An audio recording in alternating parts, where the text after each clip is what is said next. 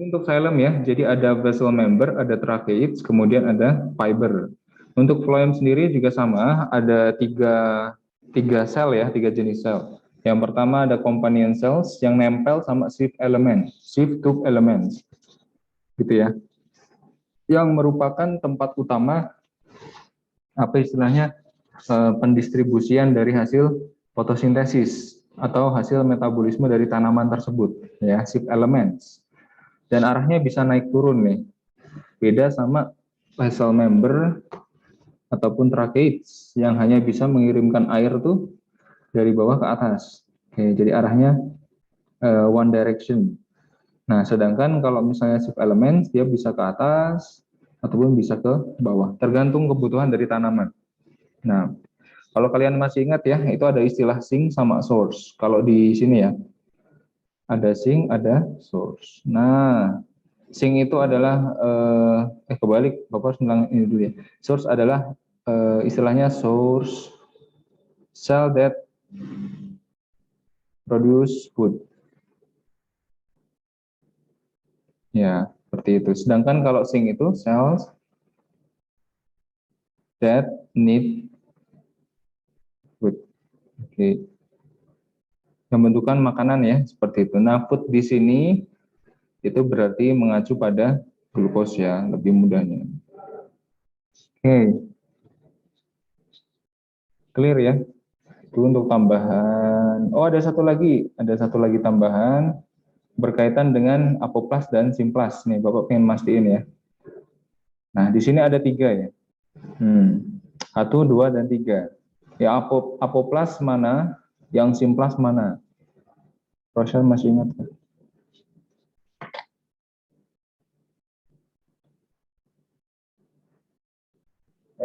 Oke. Ini gambar apa deh? Identifikasi bisa? Apoplas itu satu, Kak. Apoplas satu. Oke, betul. Karena dia berada di sela-sela ini, ya kan? Atau bahkan masuk ke dalam cell wall. Nomor dua adalah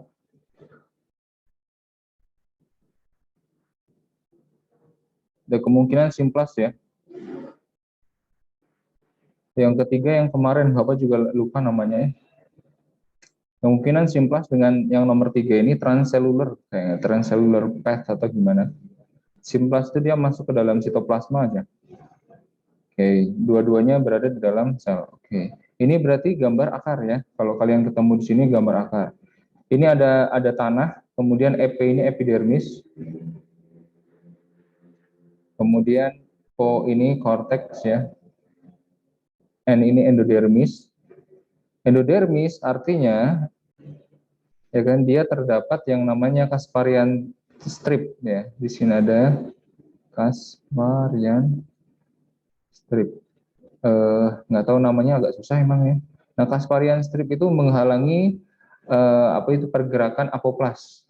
Kalau kalian perhatikan di sini apoplas berhenti kan ya kalau digambar. Nah, Casparian strip ini dia mengunci.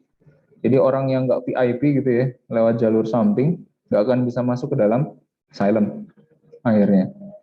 Tapi ada sumber juga biasanya, walaupun dia apoplas, dia akan terpaksa masuk melalui jalur simplas nantinya ketika istilahnya ketemu dengan endodermis, gitu ya. Jadi epidermis itu ibaratnya pagar luar ya, seperti itu. Ini pagar dalam. Kalau kalian pernah nonton itu kan ya AOT, kan kayak gitu ya. Ada pagar yang paling luar tuh gerbang, kemudian dalamnya ada lagi. Bayanginnya kayak gitu. Kemudian PR apa ini ya? PR mungkin parenkim mungkin. Parenkima ya, penyusun dari endodermis dalamnya ya. SP ini apa ya? Kurang tahu juga ya. Xylem, parenkim mungkin. MX, middle xylem, nggak tahu. Pokoknya ini pasti xylem. Ya, perhatikan ya, karena nanti dia akan naik ke atas. Dinaikkan ke atas. Oke ya. Jadi ini kalian harus identifikasi dua jenis pergerakan. Yang ketiga ini Bapak penasaran. Pokoknya ini mirip seperti simplas. Tapi yang berbeda dia melalui plasmodesmata. Plasmodesmata itu celah ya dari cell wall dan dia bisa menembus celah tersebut. Anyway, lanjut yuk. Udah untuk dari tanaman sepertinya itu tambahan dari Bapak ya. Ini untuk gambar-gambar penting kalian pelajari. Jangan cuma pelajari ini ya. Masih banyak materi yang perlu kalian pelajari. Kita lanjut ya. Ini udah berarti serofitik udah. Nah, human circulatory system. Student can state the closed double circulation in human. Ya udah. Ciri-ciri utama circulatory system kita adalah close and double. Close itu tertutup berarti di dalam pembuluh darah, ya, within blood vessels. Jadi darahnya nggak akan keluar-keluar, ya selalu remain within the blood vessels. Oke, kalau misalnya double berarti dalam satu kali sirkulasi penuh ya, darah melalui jantung 2 kali. Oke ya, in one complete circulation, the blood pass the heart twice. Itu double. Easy question. Lanjut, student can show the different structure of blood vessels, arteries, veins, and capillaries. Nah, sini mungkin ada gambar ya, untuk kalian belajar juga. Mana? Ups, Bapak taruh di sini ternyata. Bapak drag ke atas. Oke. Nah, ini gambar yang akan membantu kalian, boys, untuk mengidentifikasi jenis-jenis sel darah. Wah, dipersusah gambarnya. Kalau D ini apa nih, boys? Warnanya merah. Terus ciri-cirinya apalagi diameternya sempit. Kalau dibandingkan ini, nah berarti ada kemungkinan D ini apa? Pembuluh darah apa? Arteri, Pak. Arteri ya.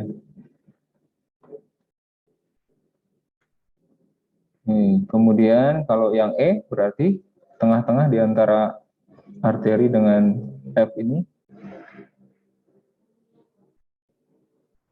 Boys, kok nggak ada yang open kamera ya? Hilman, Fatan, Fikri, ayo Dava. Nggak apa-apa, nggak usah pakai seragam ya. Nggak usah mandi juga nggak apa-apa, Bapak nggak tahu. Halo, boys. Nggak ada orang nih. Yang mana, Pak? Halo, Yang Pak. mana?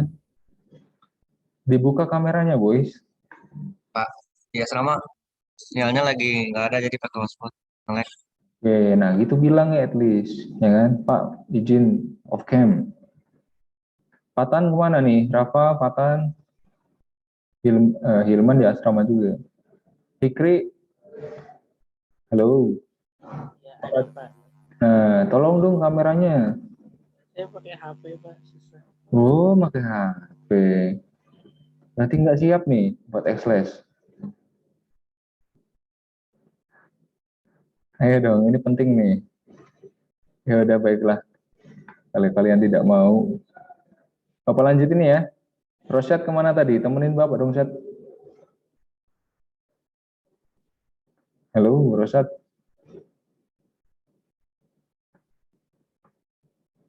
Oke, Fatan ada nggak Fatan?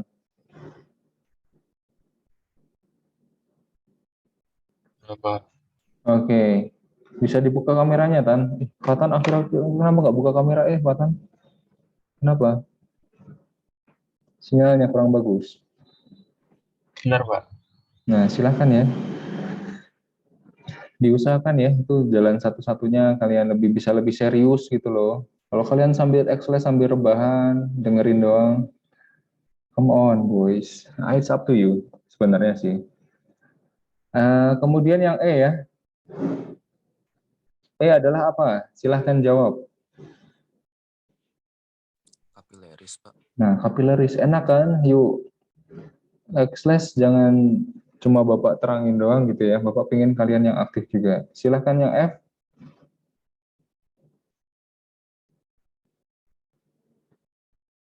Vein, Pak. Nah, gampang kan? Insya Allah. Kalau yang G,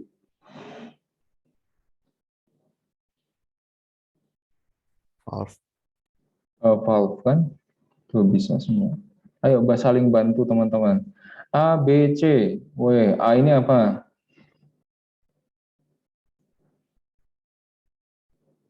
Betul sekali ya. Lapisan terdalam. Tunika intima.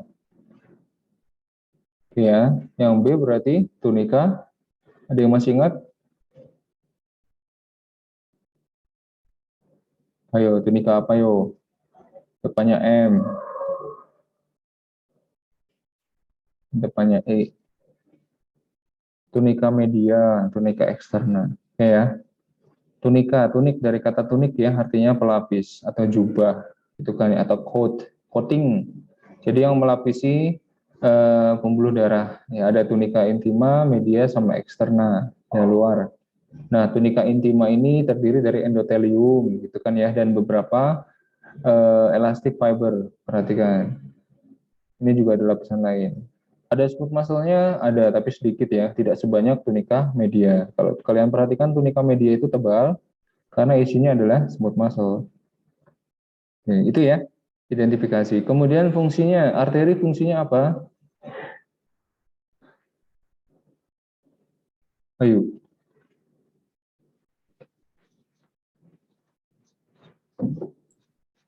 Carry blood away, Pak.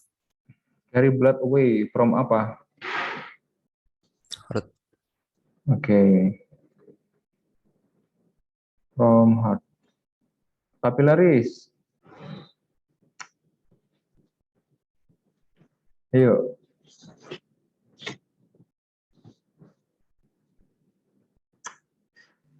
Metabolic exchange. Apa? Metabolic exchange. Metabolic exchange. Oh, metabolic exchange. Oke, boleh. Metabolic exchange atau material ya. Materials exchange. Apa aja sih materialsnya? Bisa gases ya. Berupa apa? Bisa oksigen, bisa karbon dioksida, kemudian ada ya nutrients, ya kan? Ini yang utama aja ya. Kemudian air juga termasuk ya. Nutrients ini berarti ada carbohydrates, ya kan? Ada lipid, kemudian ada protein. Ini yang utamanya aja Bapak tulis dan seterusnya. Gitu ya. Capillaries ini penting jalan keluarnya. Kalau jalan tol nggak ada jalan keluar ya stay on the toll terus kan nggak enak ya. Keliling-keliling nggak jelas. Oke, sekarang vein fungsinya apa? Carry toward the heart. Nah, carry blood toward heart. Ini gampang ya, insya Allah. Kalau valve fungsinya prevent backflow. Ya, jadi aliran darahnya itu biar searah, one direction. Jadi kalau two direction itu bisa terjadi, bisa gagal jantung, bisa terjadi blood clogging atau penyumbatan darah gitu kan ya. Misalnya kayak gini kan ya. Nanti kan dari sini juga kan nabrak, ya kan bisa bahaya. Nah, akibatnya nanti terjadi penumpukan sel darah yang tadi tabrakan gitu kan ya. Akibatnya terjadi blood clot. Clot itu artinya kayak sumbatan. Ibarat kalau kalian nyuci piring kan ada sinknya, nah sinknya mampet, otomatis airnya menggenang ya, apalagi darah gitu. Oke ya, clear insya Allah. Ini intima, media, sama eksterna, Bapak rasa hanya ya pelapis aja gitu kan ya, penyusun dari pembuluh darah.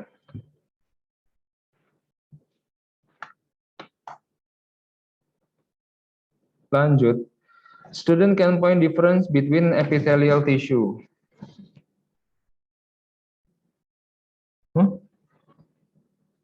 Epithelial tissue in blood vessel. Maksudnya apa nih?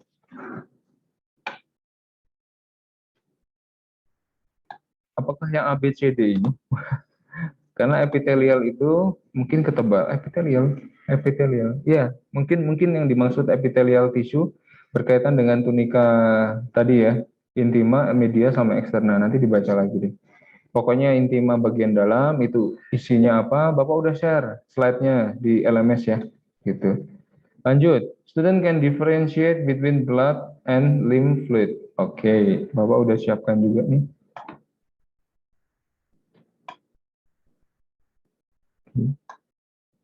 Ini, lymph itu adalah ibaratnya kalau Bapak kasih perbandingan ya, di perumahan tuh kayak sewernya, gorong-gorong, got kayak gitu ya.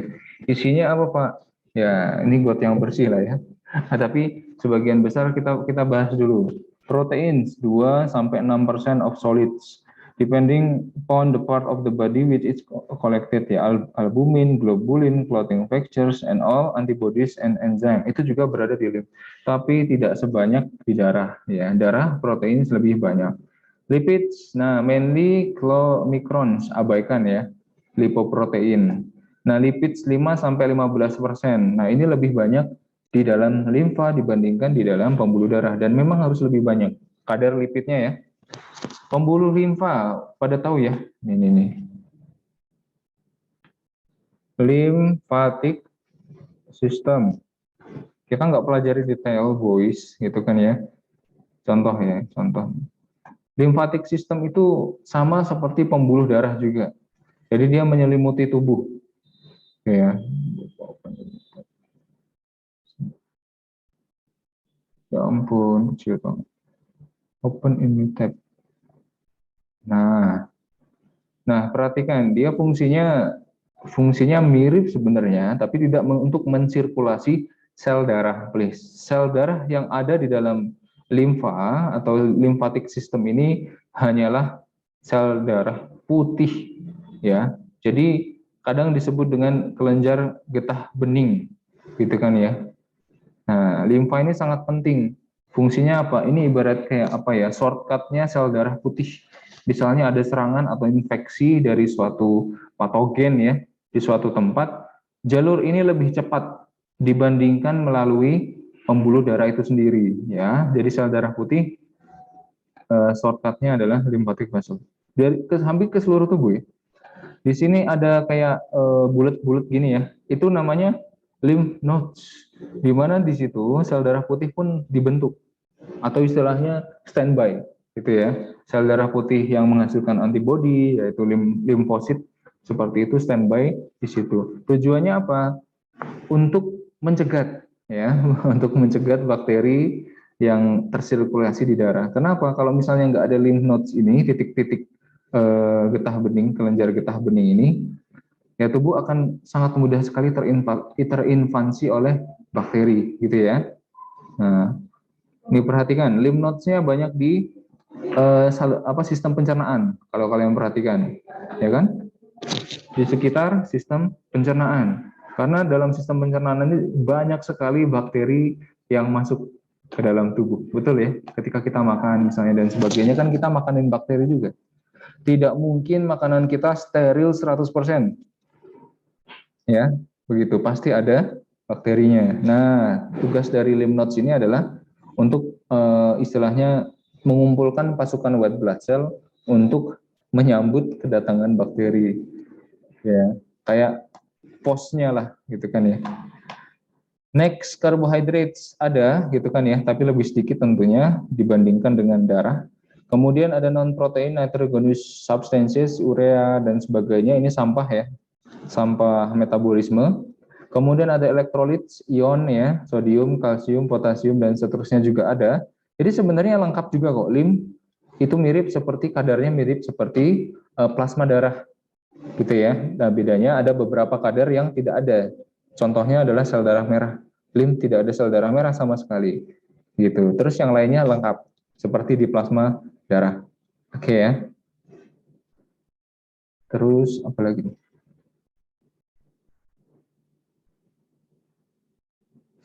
Epitelial udah. Oke. Ada satu soal ya. Satu lagi ya tentang ini nih. Nah, sekarang kalian paham ya untuk lymph. Lymph, cairan limfa itu asalnya dari darah. Oke ya, jadi semua cairan di dalam tubuh kita, contohnya adalah tisu fluid, ya kan, sitoplasma dan sebagainya itu asalnya dari plasma. Ya, perhatikan, capillary containing blood, high pressure blood flowing into capillary. Nah, Di kapilari kan tadi disampaikan Fikri ya, terjadi metabolic exchange, material exchange termasuk air. Nah, plasma ini bisa leaks. Nah, di sini ada leaks-nya nih. Ini namanya plasma leaks. Jadi seolah-olah tuh bocor, ngerembes, ya kan? Kemana? Di sekitar jaringan. Ini jaringan ya, cells of tissue. Nah, ini penting karena untuk sel darah, untuk jaringan mengambil nutrisi, ya kan? Dari plasma, caranya dia harus mengambil dari tissue fluid. Nah, ini disebut dengan tissue fluid ya. Tissue fluid. Ya, atau cairan di antara jaringan. Tissue fluid atau kadang bisa disebut dengan antar artinya ya, intercellular fluid. Jadi cairan antar jaringan. Tujuannya apa? Ini untuk melarutkan oksigen, glukos dan sebagainya begitu. Kemudian baru bisa masuk ke dalam jaringan. Kemudian di jaringan pun ya kan nggak semuanya terpakai, gitu kan ya tissue fluidnya. Jadi masih ada sisa tissue fluid ya. Di sini Bapak kasih TF. Nah, sisa dari tissue fluid sebagian akan diserap oleh lymphatic vessels. Nah, itulah lymph. Jadi cairan dari plasma yang masuk ke dalam lymphatic vessel disebut dengan lymph sekarang. Gitu ya. Dan dengan catatan sel darah merah tidak ikutan bocor ya, tidak ikutan keluar. Leaks-nya kecil sekali. Yang hanya bisa dilalui air, kemudian oksigen dan glukos. Nah, sel di sini yang dimaksud adalah white blood cell dengan trombosit. Oke ya. Sedangkan sel darah merah tidak. Paham ya bedanya? Nanti kalau kalian ditanya ada gambar seperti ini, kalian harus membedakan mana jaringan, mana blood vessels. Ini kan blood vessels ya. Blood vessels ciri-cirinya biasanya ada sel darah merahnya. Kemudian kalau jaringan ciri-cirinya dia berbentuk seperti ini ya, kotak, kadang bulat dan sebagainya, dan ada titik di tengahnya. Karena ini adalah nukleus. Nah, itu adalah ciri dari jaringan. Kemudian kalau lymph biasanya dia bentuknya seperti ini. Digambarkan fleksibel gitu kan ya. Seperti itu lymph. Oke, pokoknya intinya ketika blood vessels ini keluar cairannya, sebagian ada yang masuk ke jaringan untuk mengisi sitoplasma, untuk diambil nutrisinya, sebagian ada yang masuk ke lymphatic vessels. Oke. Bisa dipahami ya? Bismillah. Lanjut. Student can show the heart chamber part based on the thickness of the wall. Oke. Bapak udah ada gambar buat kalian. Nah, ini adalah gambar jantung dilihat dari atas. Besarkan dulu. Dilihat dari atas atau transfer atau apa istilahnya cross section ya kalau gini dari jantung. Misalnya ini jantung ya, kemudian dipotong. Saya dibelah seperti ini, kemudian kita lihat dari atas. Ini mata kita nih. Nah, jadinya seperti ini. Nah, pertanyaan Bapak, kalian bisa identifikasi nggak, boys? Ini yang sebelah kanan mana, sebelah kiri mana?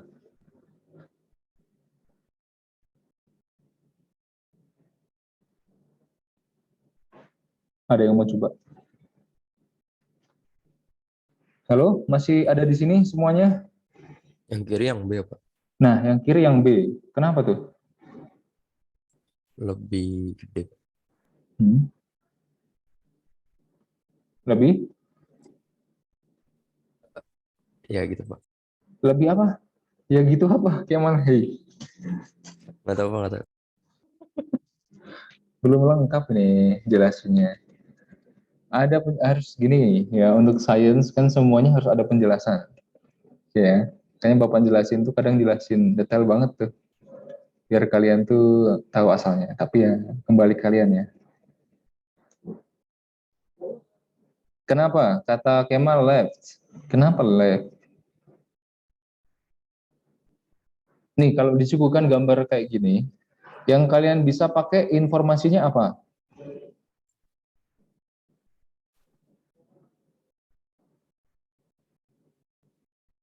Ini apa sih yang warna pink? Jaringan apa? Jaringan tulang kah? Jaringan apa ini?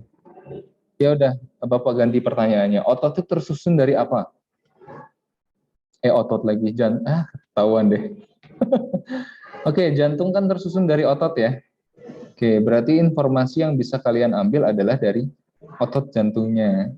Oke, perhatikan itu clue pertama. Gimana? Udah dapat nggak gambaran? Perbandingkan otot jantungnya. Oke ya, yang namanya otot, semakin dia bekerja keras, artinya dia semakin apa Kemal? Gede, Pak. Gede.